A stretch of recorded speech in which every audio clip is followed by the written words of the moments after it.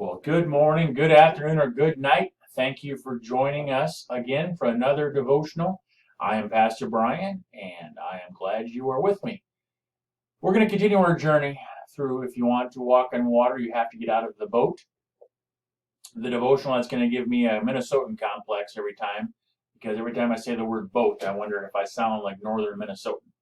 I was watching a Dirty Job episode, one of the greatest television shows ever made, Dirty Jobs.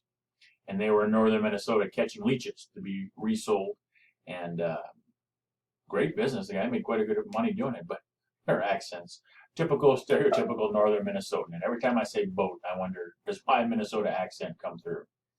Speaking of Minnesota, go Gophers. That might actually be a chipmunk. I wonder if that's Chip or Dale. I hope somebody gets that reference. That's usually the way I feel. A little bloated after a great meal on Sunday afternoon. It made me chuckle when I saw that. And then the sign, of course, over 5,000 served. He thinks the sign's a bit much. Yeah, I'll bet he does.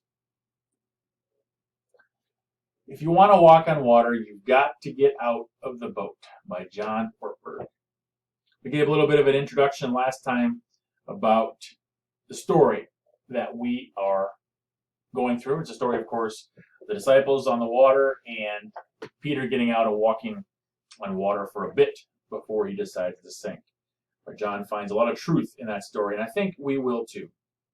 The first part of a chapter here, and we'll jump around the book. We might go in depth in a couple chapters. We might just kind of breeze through a chapter. We'll see what kind of truth I see there. I guess basically if it interests me, hopefully it interests you. But the first question he asks, what was Jesus up to, walking around the lake at 3 o'clock in the morning? The disciples were in distress. They were in the boat. There was no minor squall. The Gospel of Matthew says the boat was tormented by the waves. It was so violent that the only thing the disciples could do was to keep the boat upright. They probably wished the sides were a little higher and the wood a little thicker. By 3 a.m., I would imagine the disciples weren't worried about making it to their side. They just wanted to stay alive. And they notice something coming towards them, a shadow. Looks like a human figure maybe walking on the water. And of course, their first reaction, and would be anybody's natural reaction, is, what is that? And it frightens them.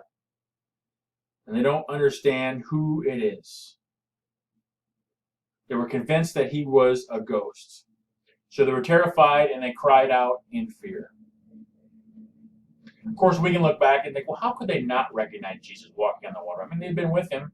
He's close enough where they can see that it's a human. How do they not recognize it's Jesus?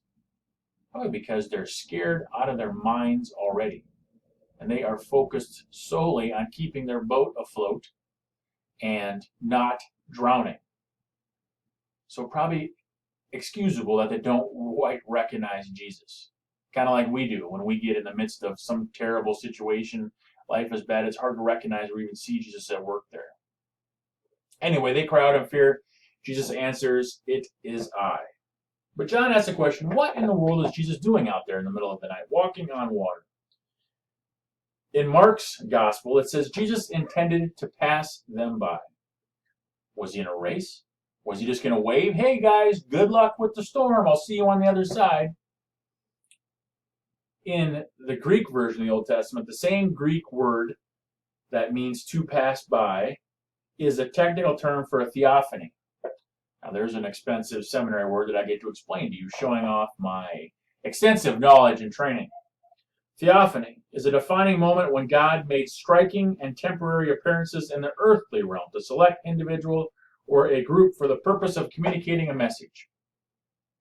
A theophany, or this might technically be a Christophany, I suppose, but when God reveals himself, or God's self, to communicate a message. Same verb used when God put Moses in the cleft in a rock, so Moses could see while my glory passes by. God told Elijah to stand on the mountain. The Lord is about to pass by. There's a pattern to these stories. In each case, God had to get people's attention through a burning bush or wind and fire or walking on the water. With each person, God was going to call them to do something extraordinary. In each situation, the person that God called felt afraid, but every time the people said yes to their calling, they experienced the power of God in their lives. They were afraid, They said yes. They experienced the power of God in their lives. Peter got out of the boat, got to experience that awesome water walking power. So when Jesus came to the disciples on the water intending to pass them by, he was not just doing a neat magic trick. He was revealing his divine presence and power. It's interesting that the disciples entered the boat in the first place at Jesus' command. It is interesting that the disciples entered the boat in the first place at Jesus' command. They would have to learn, as do we, that obedience is no guarantee of being spared adversity. But now that the storm has their full attention, it's like Jesus said, and I quote, "It's like this, dudes. You can trust me. You know my character and my competence. You can safely place your destiny in my hand. Take courage. It's me." Matthew wants his readers to know that Jesus often comes when least expected. At 3 a.m. in the middle of the storm. Those divinely appointed defining moments will come to you and me. He will ask his followers to do extraordinary things, and if you're not looking for him, you just might miss him.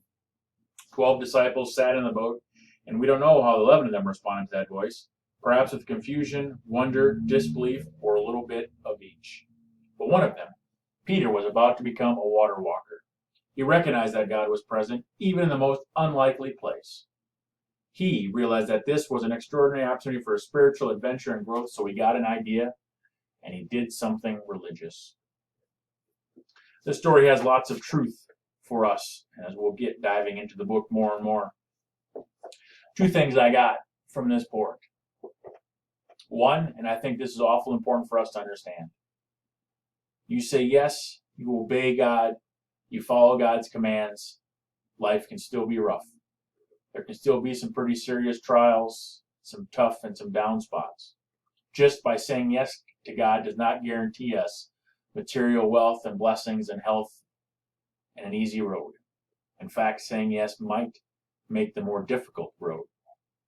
We learned on Sunday that Jesus' way is kind of upside down compared to the world's way.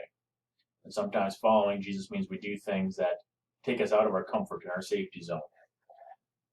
Number 1, following God does not equal easy street.